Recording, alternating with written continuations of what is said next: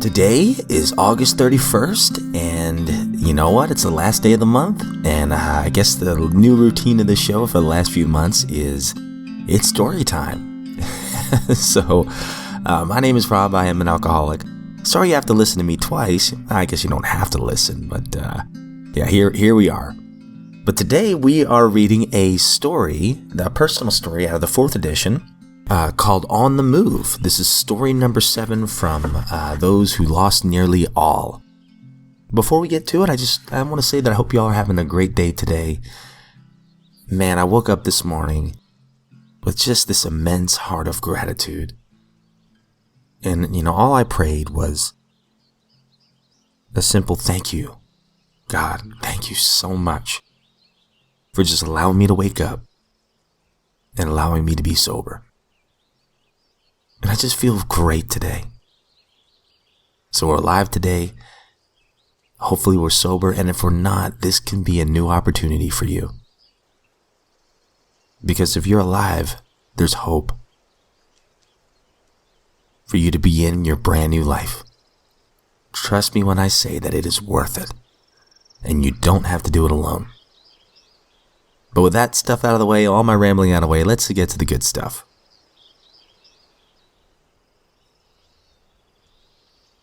This is On the Move, beginning on page 486 of the 4th edition. Working the AA program showed this alcoholic how to get from geographics to gratitude. I thought my life had come to an end when I arrived at my first meeting of Alcoholics Anonymous at 28 years old. I'd been drinking since my early teens, and to my way of thinking, booze had been the answer to my problems. Not the problem itself. Even I had to admit, though, that my life had gotten pretty bad, and my options were quickly running out. In a moment of desperation, I agreed to go to one AA meeting. It's easier to see now, as I look back on my drinking days, that from the very beginning, alcohol had been a part of nearly every disaster in my life. As a very young boy, perhaps 10 or 11 years old, I began to steal drinks when my parents weren't looking, or my friends and I would convince someone from the local high school to buy us some beer. Slowly but very steadily, my problems began to grow from there. I started with simple episodes at school. My buddies and I would split a 6-pack over lunch and thought nobody would notice. It never occurred to me that a 13-year-old could not easily hide the effects of even a single beer. By the time I was 14 or 15, things were getting far more serious, and the consequences of my drinking were getting more costly in every way, socially, morally, financially. A turning point came when I was 15. My mom was in the middle of an ugly divorce. Through nobody's fault but my own, I decided that I had an answer. In a drunken brawl, having planned every step of my actions, I attempted to kill my stepfather. I vaguely remember being dragged out of the house by the police and came to, yet again, trying to answer for what I had done while drunk. The results were that I was eventually given a choice by the judge. Go to juvenile hall until I was 25 years old, or leave the state until I was at least 21. Well, I didn't want to go to juvenile hall, so I did the math and decided the better part of valor was to get as far away from there as I could. Over the next 13 years, until I graced the doors of AA for the first time, life really never got any better. I did, however, learn the fine art of geographics. From my home on the East Coast, I landed in Japan. Then I moved back to the United States and to New England, then out to California, where, over the next 6 years, I saw my alcoholism take me to new depths of disgrace, embarrassment, and despair. As one of my early AA sponsors used to say, I didn't hang out with lower companions. I had become one. The specifics are pretty much the same as for most alcoholics. I went places I used to swear that I would never go. I did things that I could not imagine myself doing. I hung out with people that at one time I would cross the street to avoid. There came a time when, looking in the mirror, I honestly did not know who was looking back at me. To say that I had arrived at a jumping off point is an understatement. Life just could not go on like this much longer. I began the process of speeding up the day when life would end. My doctor has 6 or 7 suicide attempts on my medical records. Most were pitiful efforts to reach out for help, although I didn't see it at the time. My last attempt was very public and demonstrated that I had lost touch with reality and with any sense of what my actions could do to others. A friend took pity on me, I think, and he invited me to his home for Thanksgiving. His parents were in town from the East Coast, and he was having a big party. There at the dinner table, I stood up and attempted suicide in front of everyone. The memory of that has always stuck in my mind as a definition of pitiful, incomprehensible demoralization that the Big Book talks about. What is sadder is that my actions had made sense to me at the time. As a result of that episode, I ended up seeing a psychiatrist to find out what was wrong with me. At our very first session, she invited me to tell me all about yourself. Well, I proceeded to do so, only to be told to stop after I had only spoken for 5 minutes or so. She explained that she really only had 2 things to say to me. That she thought I hadn't told the truth since I walked into the office, and that I was an alcoholic. It took me a long time to understand how a description of my life could make anyone think that I was a drunk. The doctor said that if I was going to continue to see her, I had to agree to do 2 things. First, she gave me a business card with a phone number on it. She said the next time I tried to kill myself, I should call that number first. Second, she was going to give me a book to read, and she wanted me to read the first few hundred pages before our next meeting. Before I left that day, she gave me a copy of the Big Book. It took some time, but I eventually made it to my first meeting. I'd gone out on New Year's Eve. When I came to, I thought it was the next morning.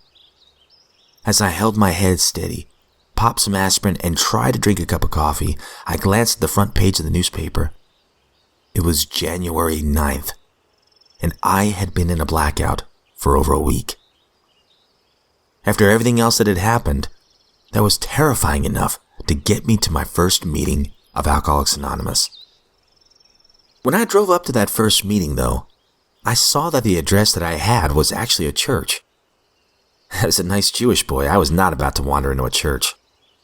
I knew that I would not be welcome. I hid on the floorboards of the car and peeked out the window, waiting for the drunks to walk by. Everyone looked normal, so I figured I might be in the wrong place. I was about to leave, but then I saw a drinking buddy of mine go by. I jumped out of my car and greeted him. Funny thing, but it was his first meeting of Alcoholics Anonymous also. What a coincidence. In we walked into a world that turned everything in my life inside out. I didn't like AA and the people in it for a long time. I didn't trust anyone, and I got tired of sitting at meetings listening to other newcomers as they began to talk of finding God, having their families returned to them, and being treated with respect by society, and having some peace of mind. It never occurred to me that they had sponsors and were working the 12 steps of recovery. I had what I now call a sponsor of the month. I always had a sponsor, but whenever one of them would lovingly suggest that I do something, I'd fire them and move on to someone else. I remained angry, bitter, and isolated, even though I was going to 5 or 6 AA meetings per week and was not drinking. At 7 months sober, I was getting a little bored with AA and began to wonder if this was all there really was to life. The concept of not drinking again seemed a little extreme, and I thought perhaps that it would be different this time. Then something happened that I now believe helped me to stay sober and find my higher power. I woke up one morning and couldn't feel my legs. I could still walk with a little difficulty, but it got worse as time passed. Several months and lots of medical examinations, doctors, hospital visits, and tests later, I was diagnosed with multiple sclerosis the path since then has been quite a journey. I now either walk with crutches or use a wheelchair. There have been lots of times I wanted and intended to drink again. During my second year of sobriety, I slowly became angrier and angrier. I was in what one of my sponsors now refers to as the angry years. I was one of those people we see at the meetings and wonder how they stay sober. At my home group, members didn't give up on me. They loved me anyway. One day, the group's general service representative announced that she was moving and would have to give up her commitment, and they elected me to her job. They explained to me that a serious 2-year service commitment was exactly what I needed. I tried to explain that I was not eligible, but they told me to go to the monthly general service business meeting and tell them my problems with serving. Needless to say, they didn't allow me to quit either. Along the way, I learned that in spite of myself, the best thing about AA service jobs is that, for a period of time, I got out of myself. At some point, I began to shut my mouth and actually listen to what other people were saying at meetings. After white-knuckling it for almost 2 years in AA, I finally broke down and saw that I could not stay sober all by myself. But I was terrified of going back to drinking. After all my suicide attempts, I had no fear of dying. But I could not stand the idea that I would go back to living that way again. I was at what the old-timers of our literature refer to as a jumping-off point, and I did not know what to do. One evening, I did the unimaginable. At least for me.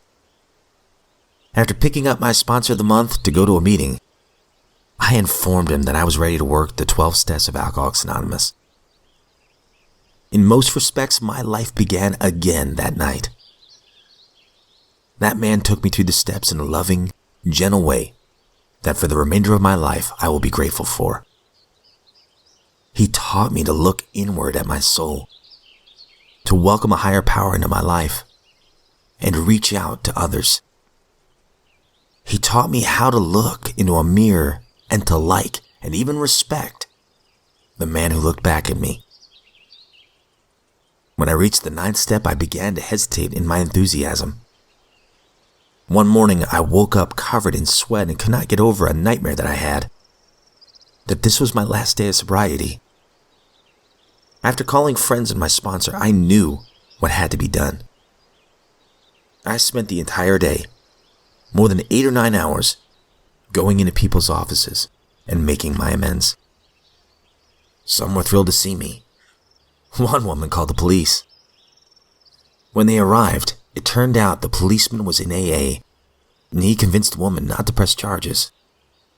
I even ran into someone who I had thought was dead, so I took a dead guy to lunch and made my amends to him also. For the first time, I thought and actually felt as if I was a member of Alcoholics Anonymous, with something to share at meetings. When I was 4 years sober, I took a trip back to my home city, one of the very few times since I had left so many years before under that threat of jail time. I made amends to the man I attempted to kill when I was 15 years old. I visited, and I made amends to several people who had sat at the Thanksgiving dinner table and had watched me attempt suicide in front of them. I came home exhausted, but knew that I had somehow done the right thing. It's probably no coincidence that the following year my old friend invited me back for Thanksgiving dinner. AA and the steps of recovery have shown me how to look at events in a different way. I can now understand how some things, which once seemed like major disasters, turn out to be blessings. Certainly my alcoholism fits that category. I am truly a grateful alcoholic today. I do not regret the past nor wish to shut the door on it. These events that once made me feel ashamed and disgraced now allow me to share with others how to become a useful member of the human race. My physical disability has not altered my attitude. If anything, it has enhanced it. Long ago, I learned that no matter how uncomfortable I was physically, I felt better by getting out of myself and helping someone else. It has also helped to learn how to laugh at myself and not take myself so seriously. I am aware that I am not the only person on this earth with problems. Through my experiences in general service, AA has shown me how widespread and diverse the program is. I've traveled throughout the United States and even went to Israel for several months a few years ago. While there, I attended meetings and was a secretary to a meeting located in a bomb shelter. Like everyone else, I have good days and bad days. Unlike my attitude while I was still drinking, however, I rarely dread what's going to happen for me today. I have even had the chance to see my father come into AA. We have been to numerous AA conventions together and have shared more with each other in the past few years than we ever had before. I think we're both at peace with our pasts and comfortable with the present. In the past several years, I've gone back to school and begun a new career. As I roll around in my wheelchair, I am amazed when I realize that I honestly cannot imagine life to be anything different than what it has been. And that is just fine with me. The tools of sobriety and recovery in AA are there for me to use in all aspects of my life. And all I ever need is the willingness to do what is in front of me. I am grateful that a drunk like me was fortunate enough to live until I arrived in Alcoholics Anonymous. All right, my friends, that concludes our story, and just a beautiful story. On page 491, the sponsor lovingly kind of guides him and says, "He taught me to look inward at my soul, to welcome a higher power into my life, to reach out to others. He taught me how to look into a mirror and to like and even respect the man who looked back at me." See, I had a heart problem or maybe a soul sickness all my life. I look in the mirror and for whatever reason, I don't know why, all I saw was a coward and a snake. I didn't see the good parts of my life. And I heard this from a friend recently, and I wholeheartedly agree with him. He said, a lot of times when we're doing this fourth step inventory, we're only talking about the bad parts of our past. But he said, I try to tell some friends, for every bad thing that you regret that you did, I want you to write one good thing that you did. Because I was bad too, and I still catch myself sweeping my whole life before sobriety under a rug. Like, wow, I was terrible. There was some good, but eventually my life was becoming unmanageable. But now in sobriety, my automatic reaction now is to look for the good. And I can look in the mirror, and I don't hate the person I see. I even I'm starting to respect the person I see, and that's not a pat on my back. That's out of gratitude for my higher power. And then finally on page 492, it says here, this is beautiful. "I can now understand how some things which once seemed like major disasters turn out to be blessings. I am truly a grateful alcoholic today. I do not regret the past nor wish to shut the door on it. Those events that once made me feel ashamed and disgraced now allow me to share with others how to become a useful member of the human race." The very things that were our greatest weakness, and I put that in quotes, my higher power can transform into our greatest strength, our superpower, because we can uniquely help another alcoholic and, any other member of the human race, because we've been down at the bottom of the barrel. Those blackouts he was talking about, I've never had a 9-day blackout. My goodness, I cannot imagine, but I've had blackouts. And they're terrifying afterwards because you go, oh my God, what did I do? What did I say? Where did I go? It's an awful feeling. But to go from that and realize, hey, for the one who's still suffering, hey, I've been where you're at. Here's what worked for me. We can uniquely help our fellow man. What a blessing it is to be alive today. And my friend, if you are sober today, you're a miracle. You're an absolute miracle, and I'm sure that those who love you are very proud of you. And if you're not sober today, my friend, as I said at the beginning, here is a brand new opportunity. If you've listened this far, you know that there's hope. Get the support you need. The very first word in the steps is we. You don't have to do this alone. There are meetings online. There's meetings hopefully near your area.